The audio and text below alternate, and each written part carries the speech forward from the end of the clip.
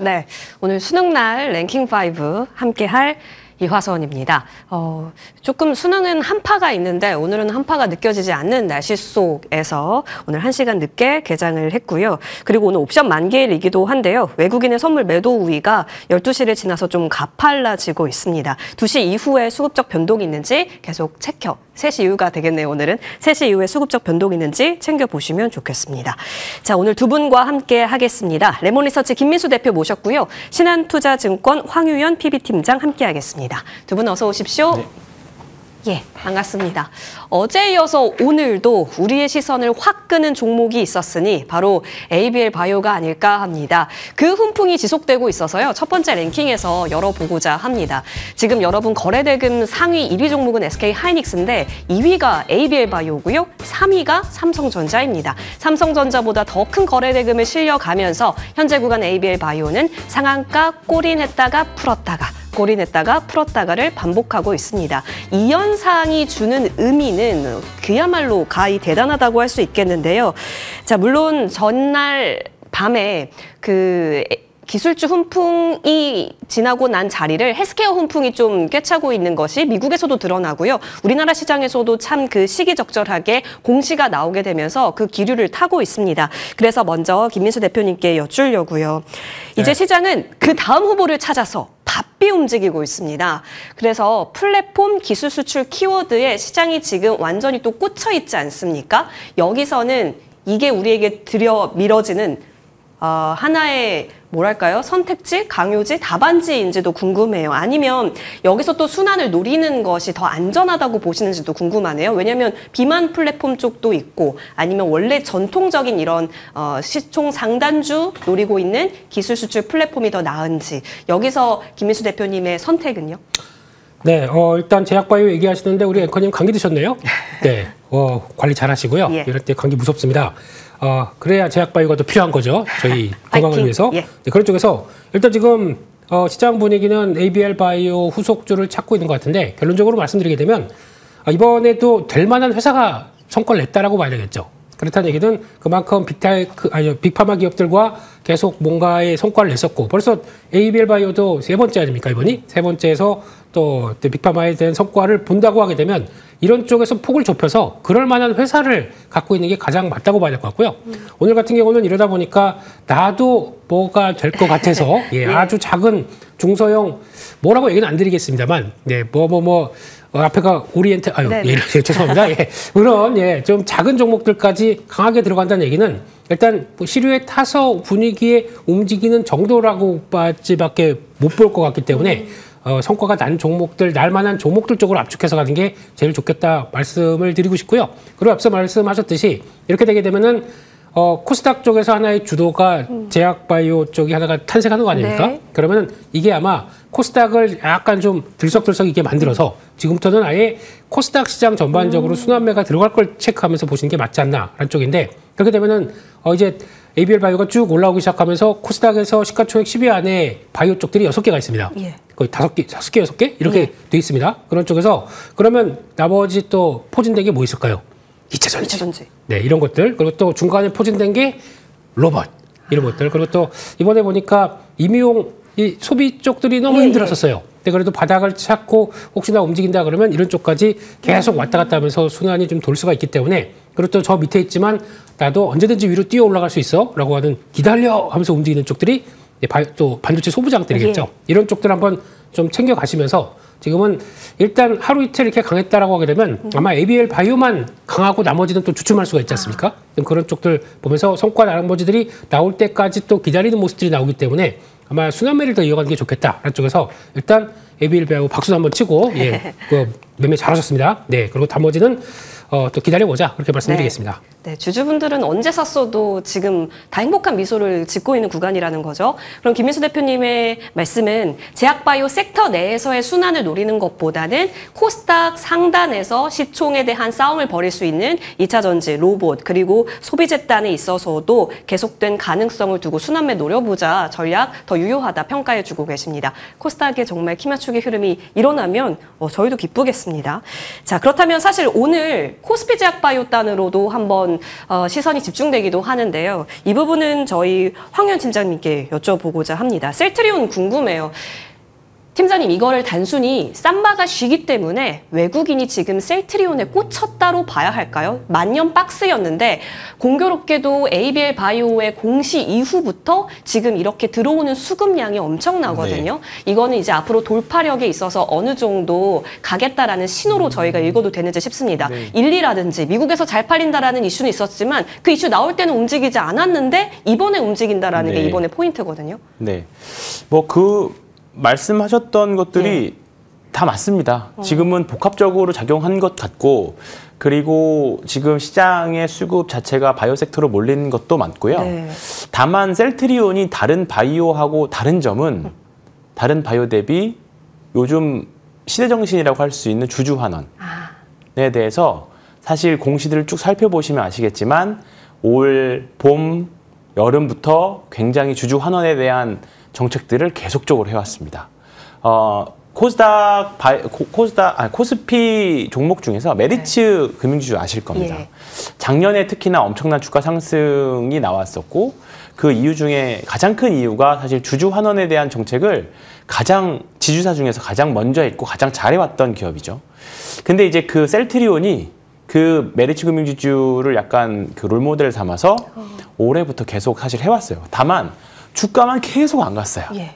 주가가 어떻게 보면 트리거가 없었다라고 볼 수도 있죠. 뭔가 시장의 수급들이 여기도 갔다가 저기도 갔다가 하지만 유독 바이오 그리고 바이오 중에서도 사실 뭐 다른 비만이라던가 기수체에 있는 종목들은 왔다 갔다 들락날락 했지만 셀트리온이나 삼성바이오로직스나 한미약품이나 코스피 제약 바이오 섹터로는 사실 돈이 안 갔죠. 네. 근데 이제 어제를 기점으로 해서 정확히는 사실 한 2주 전부터 했던 것 같아요. 시초는. 그때부터 뭔가 바이오 쪽으로 돈이 움직이는 게 확실히 좀 보였었고 알테오젠을 비롯해서.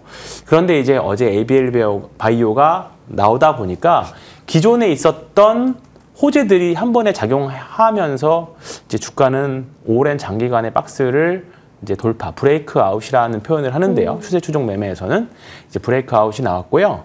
이제 이 구간에서 어떻게 해야 되느냐에 대한 고민이 아마 많으실 겁니다. 근데 모든 종목들 뭐 5배, 10배 가는 종목들을 보면 바닥에서 최소 30%는 오르고 시작하는 케이스들이 많아요. 그 안에서 움직임은 사실은 이게 진짜 산승일까 아닐까에 대한 고민이 나올 수 있지만 뭐 예를 들어 현대일렉트릭 같은 경우에는 한 100배 올랐거든요. 지금. 그런데 그럼에도 불구하고 더 그 이상 올라가려면 사실 그 정도의 수익률을 가려면 언젠가는 50%도 넘어야 되고 2배도 넘어야 되고 3배, 4배 넘어야 10배 가는 수익률이 나오는 거잖아요.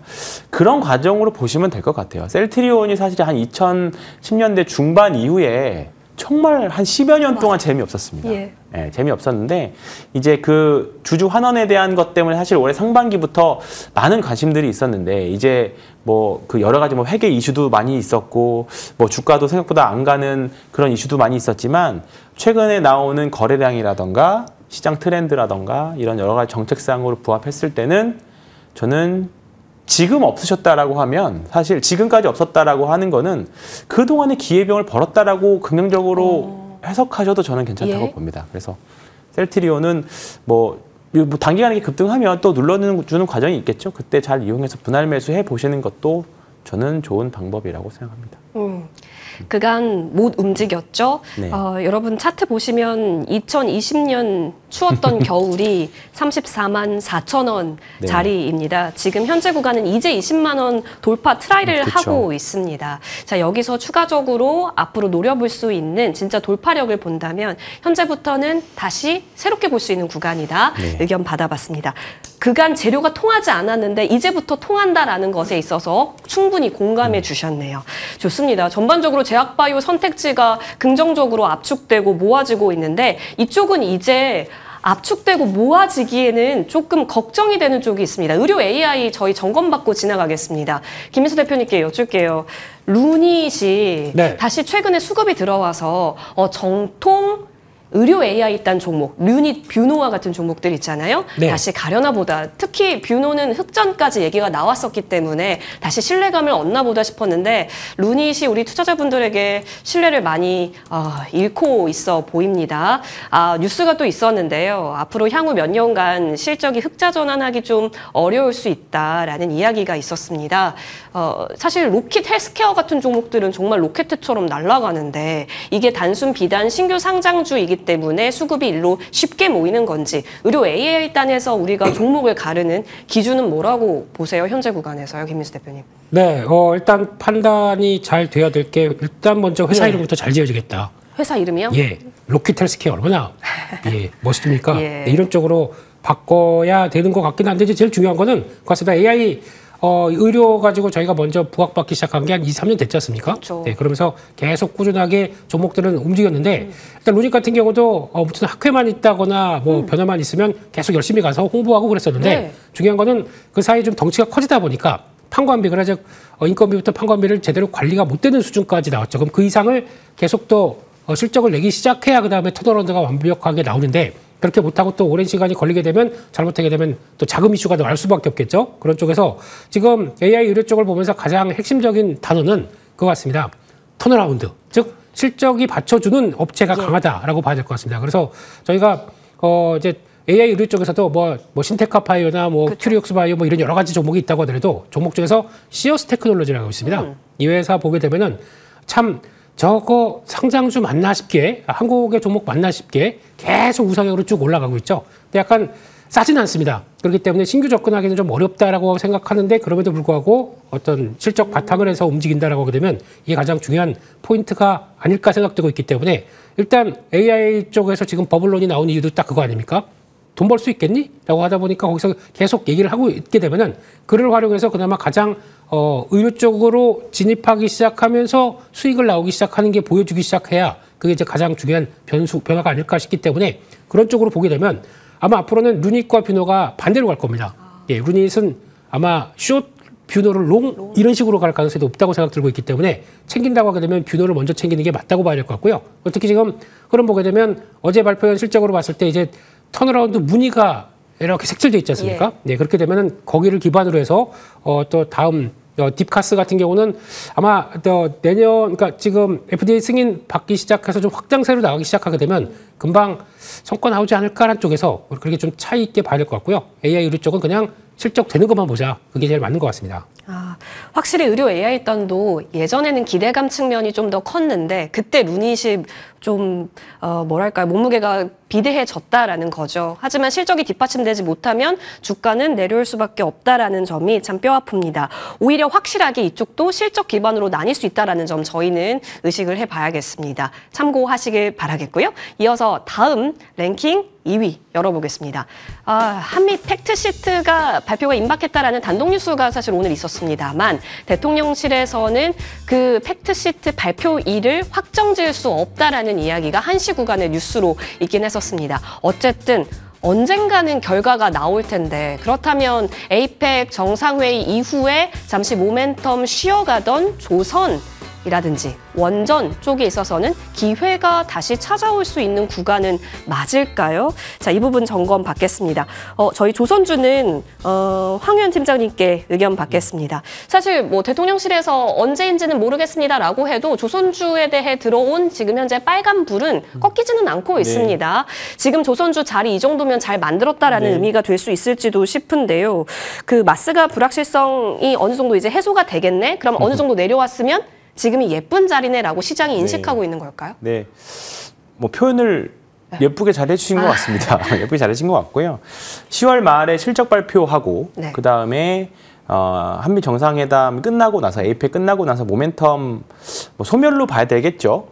새로운 이슈가 나오면서 어쨌든 시장은 그래도 뭐 크게는 뭐 15%에서 20% 정도까지 고점 대비하면 빠진 양상입니다. 그리고 조선사들의 실적도 좋지만 올해 연말까지의 수주 실적을 보면 작년 대비 썩 좋은 모습은 아니에요. 물론 내년을 생각하면 조금 어떻게 보면 이 구간만 잘 넘기면 좋다라고 볼 수 있는 게 이제 고부가 가치 선박들을 좀 받기 위한 중국이 싼 거 가져가라. 거기 도크 다 차면 비싼 거 우리 쪽으로 온다. 약간 그런 전략인 것 같거든요. 그래서 아마 조선주들의 2026년, 2027년, 2028년까지의 실적은 나쁘진 않을 겁니다. 다만 이제 조선주는 결국은 수주 실적이 있어야 주가에 탄력이 붙고 모멘텀이 되는 것들인데 이제 그런 숫자적인 요소 말고 아니면 말씀하셨던 대로 뭐 마스가라던가 뭐 북극 항로라던가 여러 가지 모멘텀 뭐 잠수함이라던가 이런 이벤트들이 같이 붙어줘야 주가에 탄력이 한번 붙을 수 있습니다. 근데 지금은 일단은 내러티브적인 요소는 조금은 잠잠해졌다가 말씀하셨던 대로 이제 팩트시트 얘기 나오면서 주가는 반등하고 있는 부분들이고 숫자적으로 기대를 해보려면 이제 내년 1월 정도까지 기다려야 돼요. 이 4분기 실적 발표할 때까지. 그리고 사실 연말까지 수주 모멘텀이 있느냐 이거는 반반입니다. 뭐 추가적으로 나올 수도 있지만 이 정도면 도크 클로징을 했을 확률이 높아요. 올해는 더 이상 수주 받지 않고 이제 연말까지 그냥 가겠다. 내년에 새로운 거 받겠다. 새로운 돈 영업이익률 높은 선박 수주 받겠다. 그렇게 넘어갈 수 있습니다. 그런 상황이 좀 약간 맞물리는 상황인데 오늘은 이제 내러티브적인 요소가 있기 때문에 지금은 조금 올라온다라고 볼 수 있고요. 일단은 주가가 상승해서 다시 전고점 뚫고 가면 좋겠습니다만 일단 지금 조선주들은 조금 다른 섹터 대비해서 슬로우해질 수밖에 없는 위치는 맞는 것 같아요. 반도체 모멘텀 뭐 미국에서 계속 세지만 좀 최근에는 좀 흔들렸지만 우리나라 여전히 하이닉스, 전자, 두산, 그다음에 몇몇 소부장들 계속 센 모습들 좀 보여주고 있고요. 그다음에 코스닥에서는 바이오 계속 세지고 있고 그다음에 2차 전지까지 치고 올라오는 그런 양상입니다. 그렇게 하다 보니까 많이 오른 것도 있다 보니까 지금은 뭔가 돈들이 다른데 순환매 차원으로 대표님이 처음에 말씀하셨던 순환매 차원으로 다 여기저기 가 있는 상태입니다. 그러면 사실 근데 이 정도 빠지면 이제 많이 빠졌네 해서 올라올 수 있는 영향은 좀 되거든요. 이제 그 정도까지 빠졌던 거죠. 그렇기 때문에 뭐 일시적으로 역배열 나고 추세가 좀 없는 모습이고 조금 더 횡보할 수 있는 그림은 좀 계속 그려가고 있지만 일정 부분은 계속 가져가야 되는 건 맞아요. 이러다가 뭐 우리가 예상치 않게 뭐 정치적인 코멘트들이 나온다던가 우리가 예상보다 더 빨리 잠수함 도입이 더 빨라진다거나 그랬을 경우에 조선주에 대한 전반적인 탄력이 붙을 수 있거든요. 어제 ABL 바이오 수주 라이센스 나오니까 다른 바이오 우르르 올라가는 것처럼 뭐 하나오션이든 현대중공업이든 뭐 잠수함 이슈가 나온다던가 아니면 뭐 전반적으로 마스가 프로젝트에 대해서 속도 빨라지는 뉴스가 나올 수 이건 예상할 수 없으니까 그렇다라고 하면 또 다시 조선주는 온기는 좀 가져갈 수 있겠죠. 근데 그것에 대해서는 나와 봐야 아는 거다. 네, 그렇기 때문에 일단 지금은 크게 주가가 오를 이유도 크게 빠질 이유도 없다. 그래서 일정 부분 그 대신에 그렇다고 포기할 섹터냐 또 그건 아니에요. 네, 조금 다른 섹터 대비 아쉽죠. 상승률이나 이런 거. 맞아요.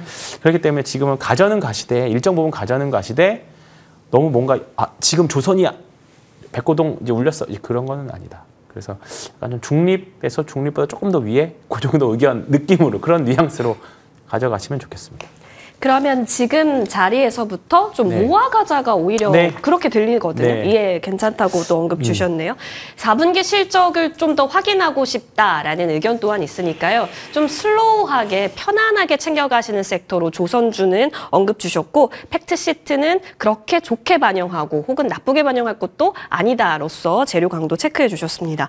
자, 그럼 마스가 봤으니까 저희 만우가 쪽도 한번 보겠습니다. 원전도 이쪽 테두리에 묶어서 볼 수 있지 않을까 싶은데요. 김민수 대표님께 여쭐게요. 자, 두산 에너빌리티 최근 차트도 조선주 비슷하게 고점 찍고 잠시 조정 구간이었습니다. 8만 원 아래가 기회였던 건가 이런 생각도 있고 또 여기뿐만 아니라 가스터빈 이슈가 그간 주가를 끌어올렸었던 모멘텀도 맞았었기 때문에요. 다시 이제 전고 돌파를 시도할 수 있을까 기대감에 가득 찬 구간이거든요. 그리고 두산 에너빌리티는 우리 개인 투자자분들이 사랑하는 종목 아시지 않습니까? 네. 일단 주도 쪽을 좀 뺏겼다고 하더라도 그리고 또 이렇게 주가 보고 있으면 항상 지나면 아이고 살 걸 그 자리입니다. 아이고 8만 원대 밑에 살 걸. 맞아요. 근데 그땐 손이 안 나가요. 얼마큼 더 빠질지도 모르는데. 그러다 보니까 그렇게 나오는 결과라고 봐야 될 것 같고 지금 분위기는 그냥 자꾸 미국에 있는 오클로나 아니면 SMR 뉴스케일 파워 가지고 같이 연동해서 바라보는데 그런 회사와 같습니까? 두산에너빌리티가 전혀 아니기 때문에 그쪽에 같이 연결시켜서 볼 필요 없다라고 봐야 될 것 같고 어제 실적 나온 SMR 보니까 무슨 적자가 3,800만 달러. 그런 회사 아니잖아요. 그렇게 되면 차별화를 가야죠. 근데 거기서 이제 중요한 거는 어제 AMD에서 실적 발표하고 우리 리사 수 선생님께서 얘기했던 거 내용을 잘 보시게 되면 앞으로 데이터 센터는 뭐 연평균 80% CAGR로 80%입니다. 그러면 얼마큼 커진다는 얘기입니까? 그런데 그 중에서 또 분석기관 쪽에서 나오는 거 보게 되면 2027년부터 데이터 센터가 건립되는 게 딱 멈춘다고 합니다. 왜냐하면은 전력이 없어서, 전력이 부족해서. 그렇다고 하게 되면 지금부터 뭐 이제 AI 시대에서 패권을 잡기 위해서는 안정적인 전력 이거를 세팅을 하는 게 가장 중요합니다. 그렇게 되면은 저희가 이번에도 저희 제12차 전력 계획 기본 계획 가게 되면은 정부에서 나오는 것 중에 하나가 그 중에서 풍력 들어가 있고요. 예. 거기다 그 중에 하나가 SMR이 들어가 있습니다. 우리도 그걸 준비를 한다는 얘기니까 단지의 원전이 큰 원전이 아니라 그런 것도 준비를 한다는 얘기는 무슨 얘기냐면 결국에는 우리도 이제 앞으로는 AI의 승자는 전력을 얼만큼 좀 안정적으로 좀 저렴하게 가져올 수 있는 자가 가장 성패를 작용한다고 하게 되면 우리도 그걸 좀 준비해 가야겠죠. 그런 차원 쪽에서 원전 주기기나 그리고 아니면 LNG 복합 화력 발전 쪽에 강자로 알려진 그 가스터빈 그 큰 거를 누가 어떻게 납품하느냐 이것도 하나의 중요한 변화라고 볼 수 있겠죠. 그런 쪽에서 어느 정도 알려진 두산에너빌리티는 지금 기회 이럴 때가 좀 별로 소외되고 주가도 이렇게 좀 빠져 있을 때 이럴 때가 기회라고 생각합니다. 근데 물론 지금 다들 바이오 사회다 보니까 지금 로봇도 움직이네요. 네, 이런 쪽으로 움직이면서 종목들을 간다고 하더라도 결국에는 꾸준하게 했다가 좀 다음 변화 나오는 게 기대를 한다라고 하게 되면 이런 것도 좀 챙겨볼 때가 됐다 이렇게 말씀드리겠습니다. 네, 말씀해 주신 대로 제닉스 로보틱스가 올라가고 있죠. 언급해 주신 바와 같이 이제 코스닥 쪽에서의 일부 종목들 다시 좀 끌어올리면서 맞추려는 흐름은 나타나네요. 자, 원전 또한 내리면 기회가 맞고 조선 또한 맞다라는 점에서 이쪽 섹터는 걱정 없이 여러분 슬로우한 흐름으로 보자 이렇게 정리를 하겠습니다. 자, 이어서 저희는 다음 랭킹으로 넘어가겠습니다. 3위 열어볼 텐데요. 반도체 저희 점검 한번 해봐야겠습니다. 모두가 제약바이오를 외칠 때 반도체가 소외됐기 때문에 그 자리를 내준 거야 라는 평가로 이걸 바라본다면 글쎄요, 엔비디아 실적 발표를 통해서는 방향성이 또 나오게 될까요? 이 부분 한번 보겠습니다. 엔비디아 낙관론, 그리고 사실 이번에 여러분 아까 전에 김민수 대표님께서도 말씀해 주셨지만 AMD 리사수 CEO가 말했던 부분에 있어서 파이가 점점 커지는 건가 싶으실 겁니다. 삼성전자, SK하이닉스는 현재 지금 보고 계시다시피 주가는 약보합권에서 움직이고 있는데요. 김민수 대표님께 바로 여쭐게요. 네. 대표님 아까 전에 코스닥 쪽에서 제약바이오도 있고 로봇도 있고 2차 전지도 있고 그리고 우리 소비재단도 하나의 가지수가 될 수 있습니다라고 말씀해 주셨잖아요. 근데 네. 바이오가 갈 수 있었다라는 것을 반도체가 쉬기 때문이다라고 포함을 시켜서 얘기할 수 있다면 여기에 셧다운 해제까지 될 수 있다고? 그러면 다시 AI 쪽으로 몰리는 거 아니야? 그러면 다시 수급이 AI 쪽으로 몰리게 되는 거 아니야? 이렇게 생각해 볼 수도 있겠거든요. 그래서 지금의 수급 이동이 여기가 쉬기 때문이면 오히려 우리가 쉬는 AI를 노리는 것이 더 맞지 않을까요? 네, 맞는 거고 벌써 갖고 계셨어야죠. 갖고 계셨어요. 네, 갖고 있다가 요만큼 조정받는데 그래 얼마큼 조정받나 보자. 예. 그리고 또 많이 빌리면 한두 주 더 사줄게. 뭐 이런 느낌으로 바라보는 게 맞지 않나 싶은데 일단 미국 시장에서는 지금 뭐 한참 또 AI 버블하면서 버블로는 계속 나오고 있습니다. 네, 그런 쪽에서 이제 아예 전면에 나선 우리 마이클 버리 형님. 버리. 네. 쩔이 아니고 벌이 이렇게 나오고 계신데 이분이 지금 얘기하는 것 때문에 지금 이제 뭐 여러 가지 나온다고 하더라도 자기 포지션에 따라서 얘기할 수밖에 없는 거겠죠. 네, 그런 상황이 되다 보니까 지금 미국 시장에서 어떤 일이 일어나고 있냐면 그동안에 AMD가 잘 나가다 보니까 엔비디아가 좀 주춤합니다. 네. 그런 것까지 다 감안하게 되면 일단 시스템 반도체 쪽이죠. 칩과 관련된 쪽에서는 약간 좀 주춤하는 분위기입니다. 그리고 거기다 이어가는 AI 인프라 쪽들은 주춤하는데 하지만 거기서 같은 반도체라고 하더라도 메모리 반도체에 대한 성격은 지금 완전히 바뀌어 있습니다. 지금 주도는 뭐 마이크론 테크놀로지 미국 시장에서는 중소형주예요. 네. 아주 작은 종목입니다. 네, 그런 쪽에서 마이크론 테크놀로지 꿋꿋하고 형 가치가 하고는 샌디스크 이거 차트 한번 보시게 되면 무슨 부럽습니다. 예. 블룸 에너지와 똑같이 그러고 가고 있기 때문에 이제 그런 쪽의 변화를 본다고 하는 거는 일단 이 SSD 쪽에서는 메모리 쪽은 데이터 센터에 편입되기 시작하면서 이렇게 강하게 수요와 함께 변화가 나오고 있구나. 이거를 얘기하는 거겠죠. 그런 쪽에서 바라보고 있는 한국은 샌디스크 ESSD 시장 점유율이 얼마인지 아십니까? 5에서 10%밖에 안 돼요. 그런 회사가 그렇게 급등하고 있는데 그러면 그 다음에 지금 점유율이 확 늘어나고 있는 SK 하이닉스는 좀 보면서 웃고 있는 거죠. 아이고 기다려 이런 느낌으로 그렇기 때문에 메모리 반도체에 대한 변화는 그렇게 큰 역시나 앞으로 기대감이 높다고 봐야 될 것 같고 그래서 반도체 말씀드리면서 뭐 이제 삼성전자 하이닉스 이제 그만할게요. 네, 그런데 이번 사이클의 핵심은 반도체 쪽에서 기판이다라고 얘기를 안 계셨으니까 모르겠구나. 예, 한 대여섯 번 드렸습니다. 아유, 네. 익히 알고 있습니다. 예. 예, 감사합니다. 예. 그러다 보니까 여기서 나오고 있는데, 그래서 이쪽들은 아마 이번 실적 가지고 뭘 얘기하는 건 아무 의미가 없습니다. 왜냐면 앞으로 성장할 걸 가지고 이제 들어간다고 본다라고 하게 되면 내년 중반 이후에는 실적이 확 바뀌어 있을 겁니다. 그렇기 때문에 기판 쪽들은 지금 성장성과 함께 같이 챙겨가는 게 맞겠다는 쪽에서 이번에 심텍 가지고 좀 말이 많은 것 같은데요. 네, 저는 기회라고 생각합니다. 이상입니다. 그러면 여전히 기판을 유망하게 보신다는 거네요. 왜냐하면 기판 말고 소부장주를 노려볼까 전략 고민하셨던 분들에게는 아쉬울 수 있는 소리가 될 것 같은데요. 일단 기판 어느 정도 좀 채워놓고 그다음에 다음을 또 확대시켜가는 게 얼마나 더 좋은 전략이 아닐까 싶습니다. 네. 오늘 TLB가 매력적인 그런 목표 를 제시한 증권사들이 좀 있었습니다. 이제 실적 발표 이후에 또 확인이 됐었던 거겠죠. 근데 여기는 옆으로 가고 있잖아요. 네. 방향성 위로 간다라고도 보세요. 왜냐하면 올라가는 종목군, 옆으로 가는 종목군, 내려있는 종목군. 심택은 내려있는데 기회라고 하셨거든요. 네. 일단 이것도 마찬가지로 심택이 못 가는 이유는 딱 그거밖에 없어요. 지금 CB 전환될까 봐. 그게 오늘인가 그렇습니다. 예. 전환은 되겠죠. 그게 팔 사람이 팔아야 물량이 되는 거지 그게 들어왔다고 해서 걱정을 하고 있다. 아무 이상 없이 그냥 며칠 지나간다 그러면 아이고 이상 없네 그러면서 반대로 나오겠죠. 그런 쪽에서 지금 분위기는 기판 쪽에서 뭐 TLB도 마찬가지인데 약간 성격이 좀 다르지 않습니까? 예. 근데 먼저 강하게 움직였던 게 대덕전자가 실적 좋은 쪽이 먼저 움직였어요. 대덕전자, 해성DS 같은 회사들이 맞아요. 먼저 움직였고 그다음에 그냥 기본 실적을 보여주는 이제 코리아 서킷 같은 경우는 잘 보시게 되면 약간 지주사 역할을 합니다. 밑에 인터플렉스부터 시그네틱스 이런 회사들이 다 갖고 있어요. 예. 그러다 보니까 당연히 다 통합적으로 이제 HMI라고 하는 통신 쪽에만 강점이 있는 줄 알았더니 이게 아니라 거기까지 다 연결해서 확장시키기 시작한다. 그래서 한 해 시총이 이제 6천억 대밖에 안 돼요. 6천억 대 조금 넘나? 그렇게 됐는데 그렇게 되면 같이 키 맞춘다라고 하게 되면 그런 것도 들어가기 시작하는 거죠. 그래서 속도 차이는 있을 망정 한국에서 이제 GDDR7과 소캠2까지 관련돼서 확장시키기 시작한다. 기판의 역할들이 더 커질 거라고 생각하고 있습니다.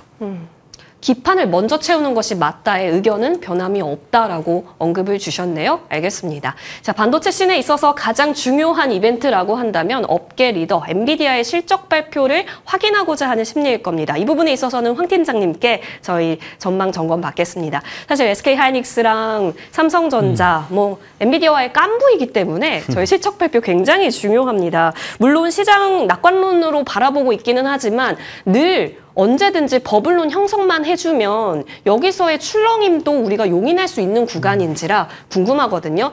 늘 하는 질문인 것 같습니다. 네. 실적 발표 전의 활용과 후의 활용, 지금은 어떻게 바라보세요? 실적 발표 다 잘했죠. 예.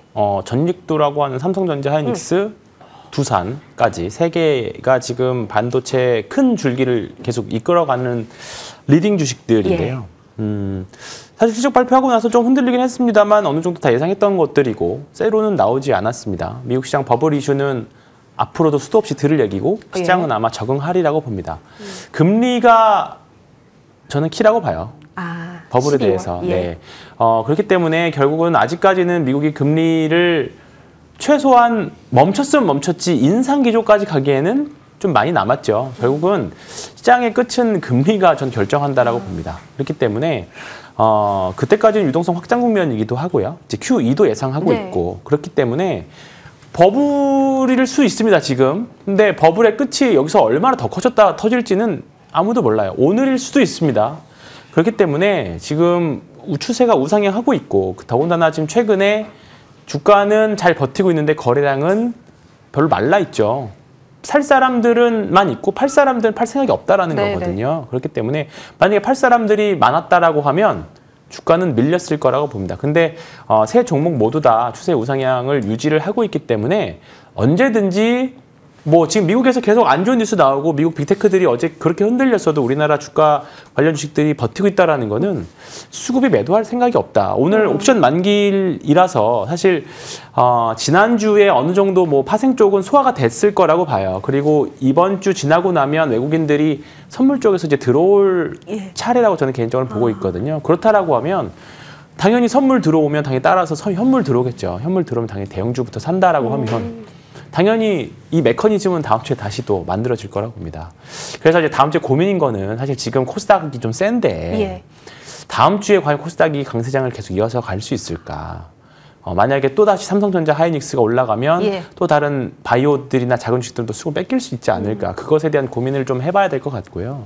아니면 너무 많이 올랐으니까 이제 외국인들이 팔 만큼 팔았는데 안 들어올 수도 있는 거거든요. 잠깐 쉬고 코스닥에서 이제 뭐 수익률 게임 예. 하자.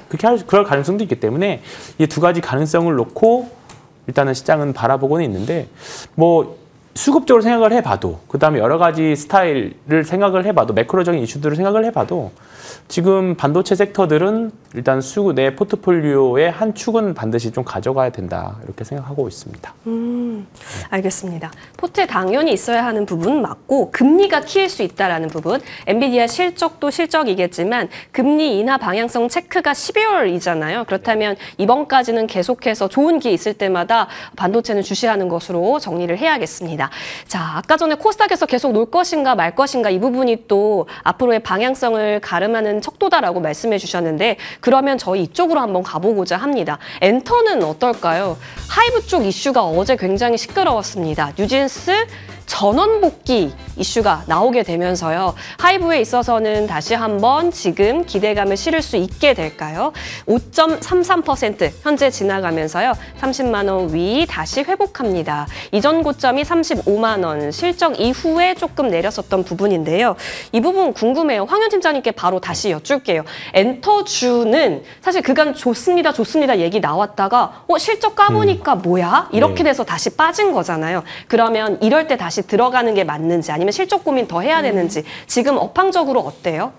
지금 주가는 다 내릴 만큼 내렸고 네. 악재도 나올 만큼 나왔고 실적도 어느 정도 다 반영됐다라고 봅니다. 다만 이제 안 좋은 것들만 있는 섹터랑 네, 좋은 것들만 있는 섹터 중에서 고른다라고 하면 특히나 이제 우리나라가 미국처럼 유동성이 풍부한 시장이 아니기 때문에 어느 한쪽 섹터가 일정 부분 정해지면 그쪽으로만 돈이 계속 그 자리에서만 돈다라는 가정하에 본다라고 하면 지금 엔터 섹터는 어쩔 수 없이 열릴 수밖에 없어요. 예, 그래서 좋은 거는 맞는데 언제 오를까? 아까 네. 서두에 셀트리온 얘기하면서 좋은 거 계속 나오는데 왜 주가가 안 올라갔을까에 맞아요. 대한 거랑 똑같이 생각해 보시면 됩니다. 지금 굳이 사서 기회비용 버리실 이유는 저는 없다라고 보고요. 그러니까 싸게 사서 기다리면 절대 수익률이 높아질 수 있습니다만 일정 부분 추세를 만들어내고 올라가서 지금부터 한 20% 30% 올라간 다음에 사서 거기서 상승률, 기간 수익률을 좀 생각을 해보신다라고 하면 비교 우위를 한번 잘 생각을 해보신다라고 하면 그리고 주식시장은 케인즈가 그랬죠. 미인대라고. 그런 관점으로 본다라고 하면 지금은 조금 엔터 주식들은 바닥은 확인하는 과정이다. 그리고 이제 하이브 정도만 좋은 뉴스가 나왔던 거지 그거 외에 뭐 JYP라던가 다른 섹터들은 싹 그렇게 의미 있는 숫자를 이번에 보여주지 않았거든요. 네, 그래서 이렇게 한번 생각해 보시면 좋을 것 같습니다. 주가가 안 움직이는 거는 나보다 훨씬 더 똑똑하고 돈 많은 사람들이 안 사서 그렇다. 네, 그런 관점으로 한번 접근해 보시는 건 좋을 것 같아요. 만약에 그랬다라고 하면 이미 주가는 많이 올라가져 있겠죠. 그래서 주식시장은 뭐 IQ가 굉장히 높다라는 말이 있잖아요. 예, 그런 관점으로 한번 이게 엔터 주식을 내가 예를 들어서 물린 주식을 가지고 있으면 지극히 보유 편향적으로 생각할 수밖에 없습니다. 근데 좀 냉정하게 한두 발짝 뒤로 물러나서 왜 사람들이 안 살까에 대한 고민을 한번 해보시면 좋을 것 같습니다. 네, 시장이 우선한다. 그리고 굳이 지금부터 가서 기회비용을 드릴 것인가. 이 부분은 고민된다 의견입니다. 자, 김민수 대표님. 아까 전에 언급해 주신 코스닥 종목 가운데 파마리서치가 진짜 올려줬으면 하는 자리에서 지금 저점을 멎은 건가 싶거든요. 물론 확인은 필요할 것 같은데 여기 매수 자리라고 보세요? 네. 끝. 진짜요? 네. 어제 저점 찍었습니다. 라고 생각합니다. 예. 일단 소비주가 너무 약해요. 저희 전혀 관심도 없고요. 근데 그런 쪽에서 피어나는 꽃은 빈집에서 꽃이 피어납니다. 네, 그런 쪽에서 일단 그들은 이제 그들이라고 하면 누군지 아실 거예요. 예, 그냥 단기 성과에 목매여서 일단 던지고 다 그리로 가자라고 하는 그런 쪽의 분들이 일단 실적 나온 거 가지고도 IR 잘하고 있는데 거기다도 뭐 큰 평이한 내용 나오는데 끝나자마자 그렇게 던진다는 얘기는 좀 그렇잖아요. 그렇게 되면은 아마 이쪽에서도 변화가 나오는 단계라고 생각이 합니다. 근데 물론 이제 생각을 해야 될 거는 지금 시장에서 눈높이만큼 지금 소비자를 바라볼 때 제일 먼저 봐야 될 게 이제 미국에서 소비 심리가 살아났냐 네, 그런 쪽과 이제 셧다운 끝났기 때문에 거기서 나오는 이제 뭐 또 현금으로 한 10만 달러 밑에 분들한테 이제 2,000달러씩 준다고 하지 않습니까? 소비가 찔러주게 되면 그분들은 바로 생필품 쪽들을 더 먼저 사다 보니까 그와 함께 K뷰티 쪽도 영향을 받을 수가 있겠죠. 그래서 그동안에 관세 때문에 조금 좀 위축됐던 여러 가지 변화가 반대로 좀 나올 수 있겠다라고 하게 되면 기대감을 좀 채울 수가 있기 때문에 그런 쪽에서도 어떤 모멘텀이 바뀌는지도 좀 보셔야 될 것 같고 소비 심리, 미국에서 소비자 심리 지수가 50대 바닥으로 돌아서기만 하게 되면 소비주는 변화가 나올 수가 있습니다. 그래서 일단 예, 기대하자라고 말씀드리겠습니다. 좋은 자리가 될 수 있다. 자, 여러분 현명한 판단 내려보셔야겠습니다. 두 분과 함께 했습니다. 여기서 보내드릴게요. 고맙습니다.